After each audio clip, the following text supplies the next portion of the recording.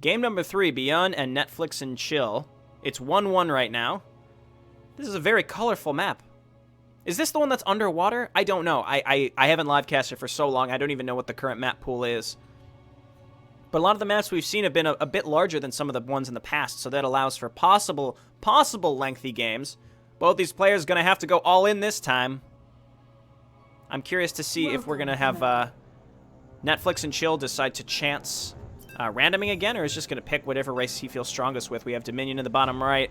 And in the upper left, choosing between Raiders, Swarm, and Covenant, NetFlxNChil getting Swarm. All right, so mixing it up again. Swarm very much like...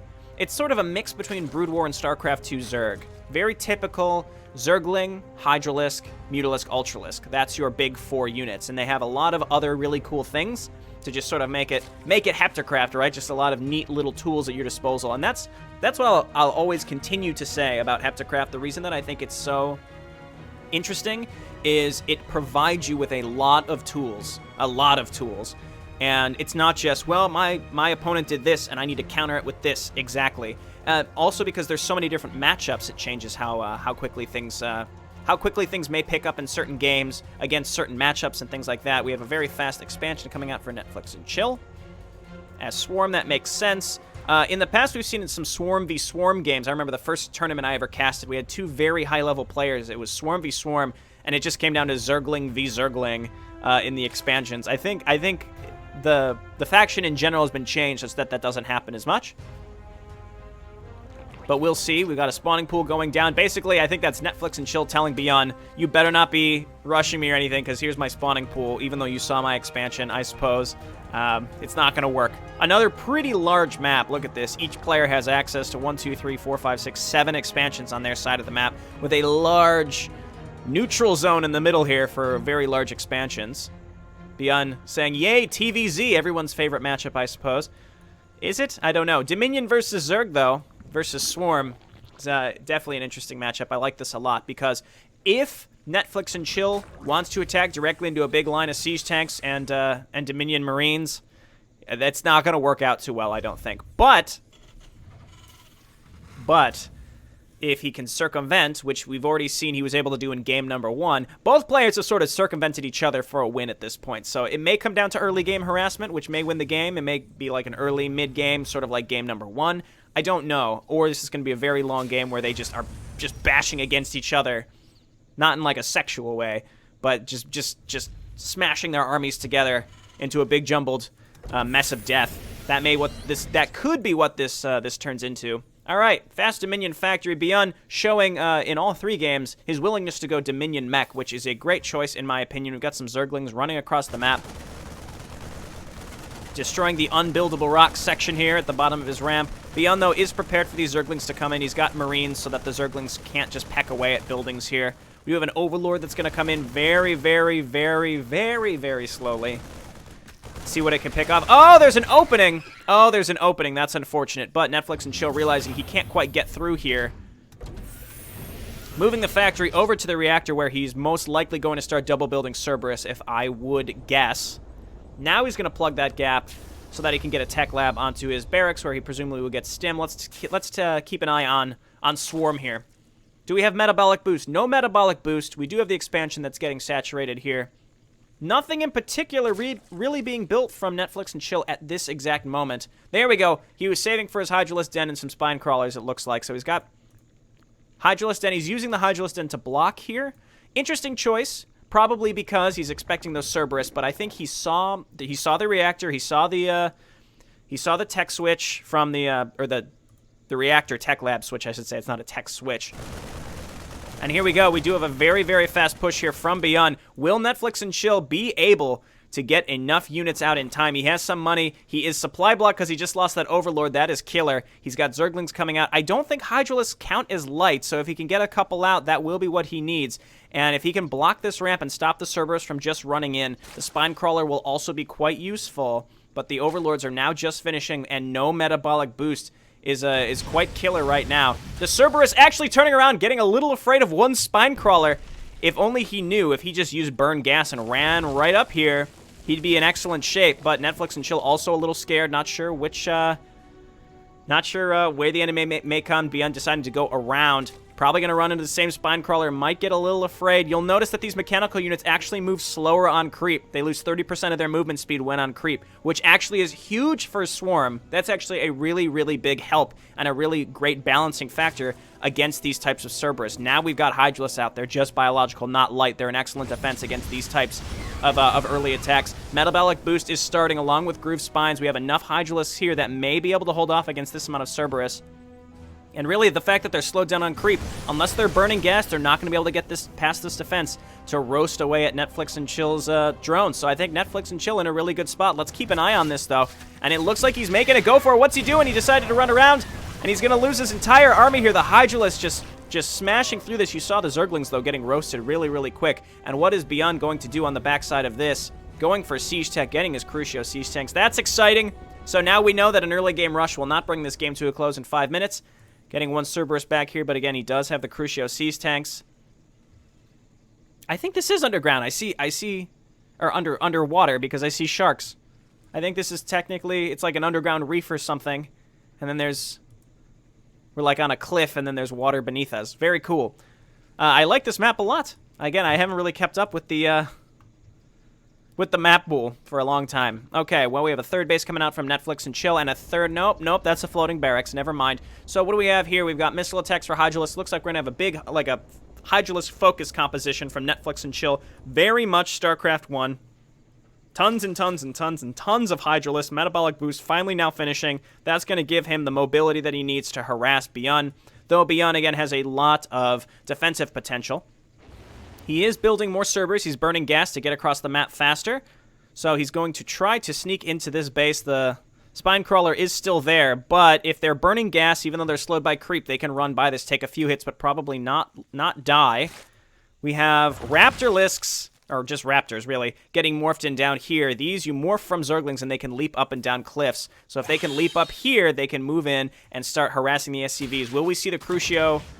the Ibex cannons be used? Will we see the Ibex cannons be used? There we go. The Ibex cannons, though, actually quite effective in cleaning these up. How many workers are lost there? 5 workers is not insignificant, but really not that bad considering those Raptors are pricey. They cost Terrazine. We haven't talked about Terrazine yet.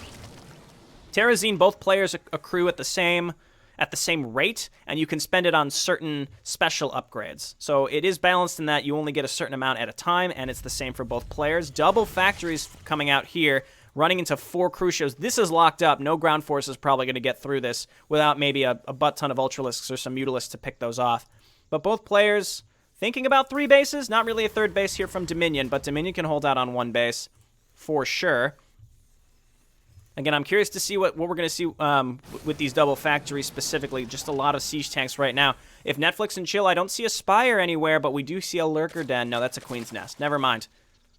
Never mind, that's a Queen's Nest. Will we see Lurkers, though? Lurkers may be what is needed here. No Lurker aspects, so we just have a lot of Hydras and Zerglings. Here comes another Cerberus, just sort of testing the borders, seeing if it can get through. If you can sneak like 2 Cerberus through here, you can get rid of these drones. These drones, there's nothing that will defend these drones. Now, the Town Hall ability for Swarm is actually quite good. It is Mend. You use it and it heals everything around your hatchery, not just workers. So you can use that to a huge defensive advantage if you're fighting on your own base. But I have to say, ByuN's mech army is getting quite terrifying at this point. He is down in supply, but just thinking about any ground units attacking into this is crazy. He does have Typhoons out, so I think he is preparing for the possibility of air attacks, even though we have no Spire out for NetFlxNChil. Let's take a look over here. NetFlxNChil taking his 4th base and destroying the rocks. Maybe thinking to go and attack right now. No 3rd base on the horizon, though, for ByuN. He is spending his money specifically on army. He is also supply blocked and keeping a Cerberus over here just in case there are more Raptors that want to jump up. So he is prepared for that. Floating around the barrack because he doesn't plan on making any infantry. Even though there is a Terrazine late game upgrade called Cloning Vats that is very, very good. It looks like he's not going to be concerned with that.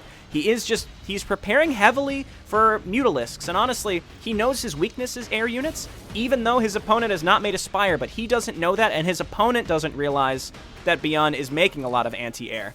You can see the missile turrets have 350 HP, and they have missile pods. So these again, defensive abilities for Dominion specifically are quite good. Missile turrets do cost a little bit more, though, and they have flame turrets, which would be quite good as well. All right, we have more Cerberus coming through, and we have a Swarm Lord here, which can buff either melee or ranged units based on what it is set to. Or no, it's different. It used to be that. Okay. Oh, the Zerglings getting on top of the tanks. The tanks are going to overkill themselves. And NetFlxNChil deciding to back out. He just lost all of his Zerglings. The Hydras probably will not be able to attack on top of this. And again, the Typhoons specifically are there to, they can attack air units. I didn't really specify that. They look like Cyclones. They're not. They're called Typhoons, and they're really, really good anti-air. Sort of like a Goliath with just an air attack. And both players feeling a little hesitant. Let's take a look at the Swarm Lords. So he's got the Endurance Aura active, +1 armor and +2 regeneration to nearby non-armored units. So it really only works on Hydralisks and Zerglings, I would say. Does he have them all set to something different? No, and I don't know if they overlap, actually. So you can increase attack speed or you can enhance their durability. So Swarm, specifically, they're meant to adapt to different things. So you can see Zerglings and Hydralisks have different modes. One is agility and spikes. And here we go. And NetFlxNChil again poking in, realizing he can't really take this many tanks. If it was just these 4, maybe. But ByuN is locked up tight, and NetFlxNChil has to decide how to get through this. Still no Spire on the way. He does have +2 coming out. Mech Imba, he says, you know, you got to get those air units, I think, because sure that these missile turrets are terrifying, but if you got just a lot of Mutalisks, you could destroy all of this. Those Typhoons don't do splash damage or anything. These are the only things. These two Typhoons are the only anti-air in this entire army. We have Lurker Aspect coming out and Adrenal Glands and just more and more Cerberus. He's sending all of his Cerberus across the map. Does he know that these units are here? He's about to run into all of them. Oh, and all of the Zerglings get roasted. We see Blue Flame on the Cerberus.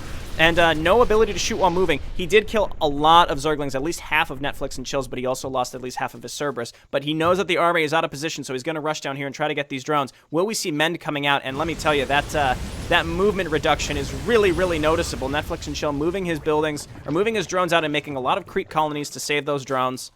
Let's see if we have more units coming out to defend. These Cerberus are just wrecking havoc. Meanwhile, his army has turned around to stop this, making sure nothing's happening across the map. I'm not missing anything. Still no third base for ByuN. If anything's going to kill him, it's going to be economy at this point, because we do have 4 bases out for NetFlxNChil. Even though ByuN did just kill a good amount of workers, both players pretty even on workers killed, so I wouldn't say that that's having a major effect on this game right now.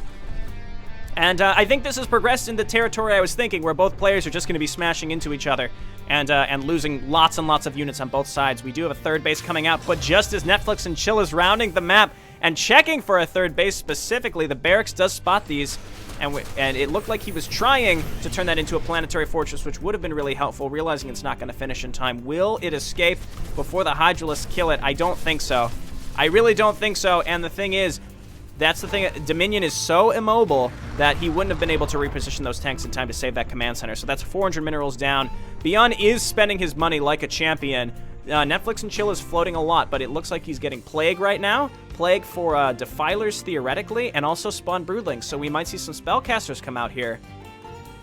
And we've got the Defiler Mound with the Plague. Interesting. I've never seen any Defilers or Queens used effectively in HeptaCraft yet, so today may be the day. And I think he realizes if he gets a lot of Spawn Broodlings, he can instant kill these tanks with Spawn Broodlings. But, oh my word, I missed this. A lot of Cerberus coming in here, probably killing, trying to chase down those drones, using burn gas to run away from the Zerglings. Again, you can't shoot. You're unable to shoot when you have burn gas going. He did kill only a couple drones, but also a lot of Zerglings, and he manages to get through. He gets 3 Cerberus through. He does not have the attack while moving. He's roasting drones, though. He knows that this is a suicide mission. He gets a good amount of drones right there. Up to 23 killed, 24, 25! Wow. 27 killed. I did not expect those 3 Cerberus to do what they did, and just like that, even without his third base, ByuN has even the scores on a macro sense, deciding this is my time to move out. Maybe he thinks that his enemy, he realizes, doesn't have Mutalisks at this point. If he can set these tanks up, even though, again, he's behind in terms of bases, NetFlxNChil, though, has a lot of money and can reinforce units very, very, very quickly. And there's the Typhoons, slowly chasing down an Overlord. They're going to get picked off. No, they're not. ByuN realizing, NetFlxNChil realizing that the tanks weren't set up. This is going to be a huge, huge victory for NetFlxNChil as all of his tanks get caught out of position. Again, they're slow, and if they're set up, they can be quite effective. But NetFlxNChil saw that they were setting up, was not distracted by the Typhoons, and destroyed all of them. But here we go again. We have 5 tanks at the top of the ramp from ByuN, and even though there's a huge supply advantage right now for NetFlxNChil, this amount of tanks, I don't see even this amount of Hydras being able to push up that ramp without air support. Or maybe Plague. Mobile targeting finally coming out. I believe that's a Terrazine upgrade for Cerberus. which allows them to shoot while moving, which would make them very, very effective even in, against an army composition like this. Here come more Cerberus. Even with burned gas, though, they'll never be able to shoot while moving. We have 5 bases out for NetFlxNChil as ByuN remaining on two, excuse me. He's got a third one, though. He looks like he's going to float out and try to take this base, which he may be able to defend a little bit more. The tanks, once again, slightly caught out of position. The Zerglings getting on top of them before they can fully siege, and ByuN GGing, giving the series to NetFlxNChil. NetFlxNChil had those queens out and didn't even need to use them. He just kept an eye on when ByuN was not sieged. He saw his moment, and he took it. Well played by both players, and that just shows the weakness of Dominion and how you can take advantage of it. Yes, you don't want to push into tanks like that, but if you see them unsieged for a second, it's worth going. Even if you think you're at a disadvantage army-wise, it's worth it if you can get rid of those sieged-up Crucio tanks.